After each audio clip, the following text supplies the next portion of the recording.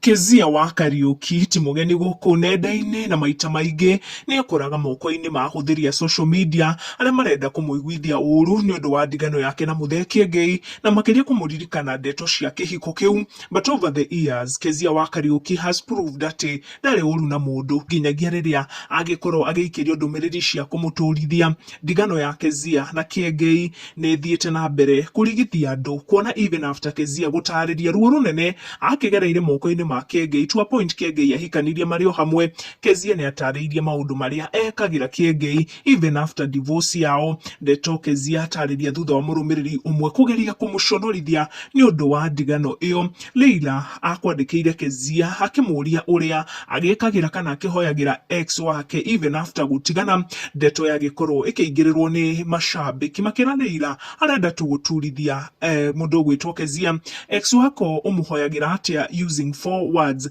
Keziah ndanakira na ni agikorwo agicokia enyihitie na acokia na very simple captions akiuga Leila Ngai ature amurathimite amumenyereire na ndakanage. Keziah na Kiengei ni aciari hamwe na thengia wa mauritu maria magitumire makorwo makidivorce ni mathiete na mbere gusupport each other, na ni tukionaga nginya Kiengei riria Keziah wa Kariuki akiri na events akiyumiria na gugikorwo akimusupport na area cio matikire mutugo wa guconorithania na ni andu makiri tumitugo twega.